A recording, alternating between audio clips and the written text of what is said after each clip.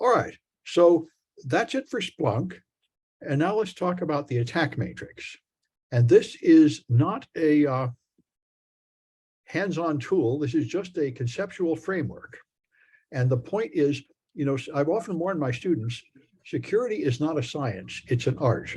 For example, if you hire trained staff and you buy an expensive firewall and an endpoint protection, we can't prove that that will stop any attacks or save any money. It would be nice to say, if you buy this product, you'll save this many $1 million a year, but we're nowhere near that kind of scientific approach. It's really just sort of an intuition that having more defenses and better staff and a lower attack surface seems like it ought to protect you, but we do not have the evidence to say how much it really protects you. So trying to turn this mess of chaotic information into a science, the first step in every science is taxonomy. You just sort whatever you're studying. If it's like animals or rocks or anything, you just sort them into categories. Then you can start to organize your thinking. And that's what the MITRE ATT&CK Matrix does.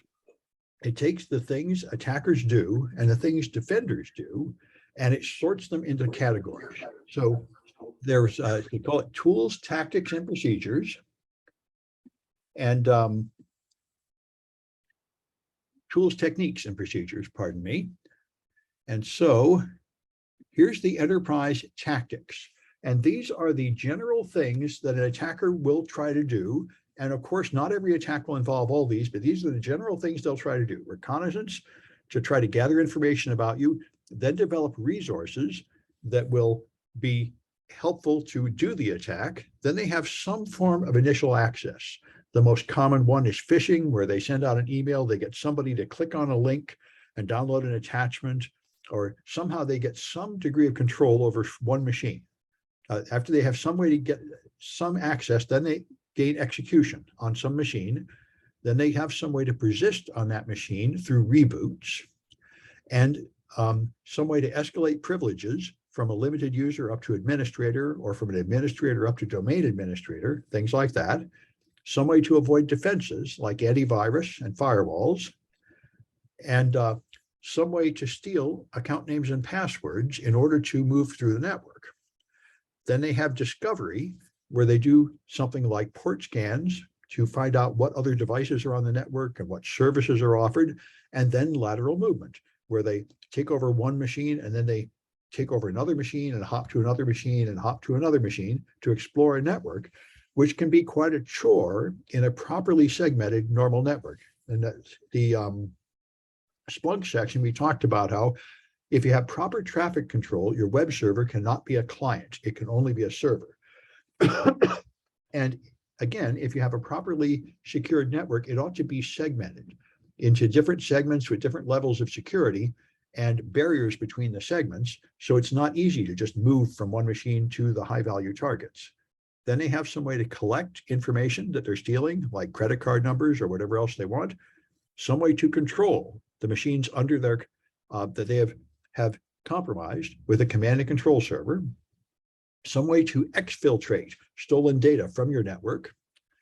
And in general, the impact, whatever impact they're trying to do, like shutting down a system, destroying a system, or just, persisting on the system for a long time, sneakily stealing data. So like I say, not every attack involves these, but those are the general tactics. And there are techniques. So if I go home and then I go to enterprise techniques, here's a list of them all, but there's a matrix. Let me go to the matrix, which is, all right, here's the enterprise matrix. So reconnaissance, you have 10 techniques, active scanning, gathering information, fishing for information, searching open databases, and so on. Then you have resource development. You have various techniques, initial access here, execution, and there are a lot of these sub-techniques, like 100 or more. And at first I just thought this was horrible and avoided it because it was too complicated. And then I realized my students really need to know what all these things are. Domain policy modification, man-in-the-middle attack, network sniffing. They really should be familiar with all these concepts, and it is a pretty good way to organize your thoughts. So anyway, and I think these ones expand it. Yeah, these ones expanded even more. Different types of cryptography, different kinds of dynamic resolution of domains and such. So anyway, this is the attack matrix. And there's one for enterprise, and there's one for mobile, and there's even now one for ICS devices, which are industrial control systems. And there's another one for defense. So the original one was the enterprise attack matrix. And so to give students practice in this, I just wrote some challenges, sort of like the binary games. And by the way, I wrote these on version 9, and it's now up to version 11. So that link should have taken you to version 9, which, yeah, it is version 9. Good. But if you just want to find the answers for my questions, they'd be on the version 9. It's probably changed in version 11. They change this thing pretty frequently. So there's some challenges here where you can just look up things. Which tactic uses this technique, multi-hop proxy, and you can find it on that page. And when you get, I think, 5 in a row right, you'll get a flag. And there's several challenges that work like that. And so there's tactics and then techniques for various tactics, and then groups. They've also sorted attack groups into listing all their techniques. So if you go here, there are groups. And here's the original one, APT1, which was the Chinese hack on Google in 2010, which created the whole world of advanced persistent threats and modern incident response. After Google came out and admitted that China had hacked them, the open secret that had been kept secret was now out there, that there were serious enemy military attackers and other powerful advanced attackers taking over systems like crazy. And everybody developed the modern world with network security monitoring and incident response to measure the attacks on your network and respond to them. People realized that the old idea of having prevention would not work, where you just have something like a firewall and you expect everything inside the firewall to just be clean. That's not practical anymore. There are advanced attackers that can punch through anything. I'm just looking here. Yeah, will we have access to this material after the class? Yes, you will. It will all stay up. Let me just, a very common question. What will happen is this stuff here that's right at the top of my page will just move to the old classes page, but it will all stay up, including the CTFs, and you can continue to use them as they are.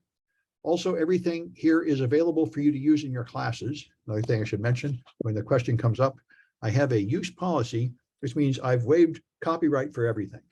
So you can do anything you want with this, integrate it in your classes. You can use my running CTFs the way they are. You can print it and put it in a book, put your name on it, sell it and keep the money, do any bloody thing you want. It's the whole idea is I'm hoping people will find a few of these projects and take them and put it in your class. That's certainly the point of the conference. All right, and there's one more thing about the attack matrix. Let's see, business cards, I can find you. Okay, good. All right, and that's here is Attack Navigator, which I'd like to show you. And this also, they change a lot, but I checked and my existing instructions are pretty good. So here's a walkthrough explaining how to use this tool. And here is a tool. And again, you should use version 9 for this to get the right answer. So let's go to Attack Navigator here, and let me show you how it works. This is kind of cool. It's really just like Excel. So you create a new layer, all right, and you can choose the type of layer, and it will be an enterprise layer. And if you want to find my flags, it should be enterprise version 9. So now you have a layer, and this just presents the same information you saw before with the techniques here and the tactics there.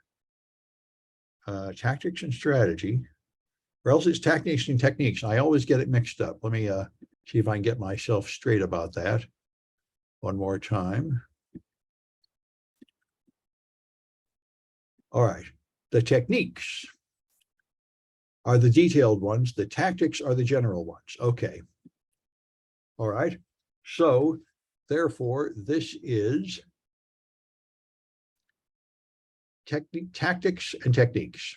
Okay, these are the techniques, the detailed ones. I think, might have it wrong again. Anyway, once you've got this, it lists them all. Now you can get the ones that apply to a particular attacker. So you click the magnifying glass, and now you can choose techniques, or you can choose threat groups, software, mitigations, or data sources. And we're going to do threat groups. Let's compare APT 41 to APT29. The purpose of this tool is to compare two of these. So I select APT41, and now I close. And now I'd like to rename this layer APT41. So I know what I'm doing. All right. And now you see there's a, see if I can get this thing to go away. Here's these outlines on the techniques that APT41 uses, and I'm going to give them a score. By the way, there's a dozen or more tools here. There's only two of them you ever use. The second from the left, the second one in this column, and the third one in this column. Nothing but search and scoring. I have no idea what all the rest of them do. Scoring, you give this thing a score of 1. And now it colors them all in red, so you can easily see what's going on. So those are the ones that APT41 uses. Now I can make a new tab, just like you would in Excel. And again, I'm going to make a new layer. And I want to make it Enterprise version 9, which it seems to have remembered. So I can create the layer. Create, I guess, no. Oh, it's already created it. Okay, fair enough. Or maybe it hasn't. All right, create new layer.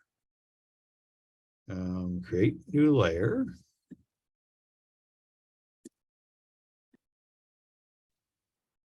Create. Oh, I have to choose the domain. Okay, Enterprise. There we are. Create. All right.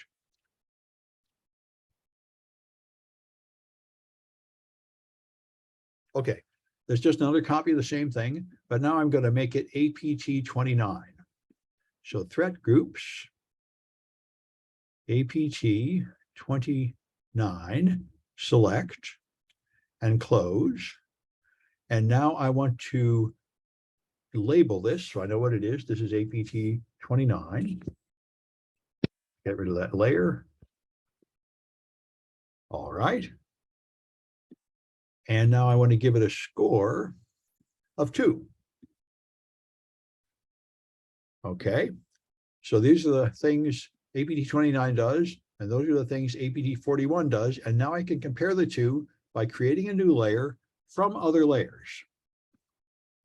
So it's going to be Enterprise version 9. And my score expression, this is A and this is B. So I'm going to do A plus B. And that's it. There'll be a create button down here. Oh, did I forget something? Layer A does not match the chosen domain. Oh, okay. I fouled up the domain somehow. All right. Let me just do the whole thing over. There's always something. Okay, create new empty layer. Enterprise. Oh, okay. Whoops. I didn't get to choose the version. One more time. Create new empty layer. More options. ATT&CK V9 Enterprise. Create. Okay. Let me just create another one right now while I'm doing it. Create new layer. ATT&CK V9 Enterprise. Create. Okay, now they're both the same. Now I want this one to be named APT41. Okay. And I want it to contain the data for APT41, which is in the threat groups.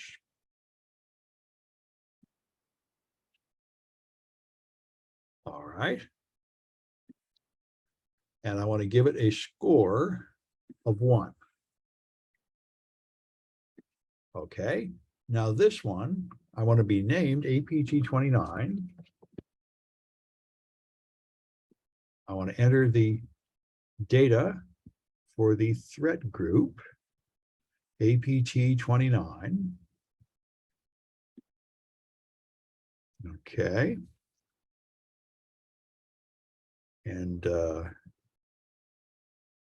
like this to go away. Well, I'll just go to scoring and give it a score of 2. Okay.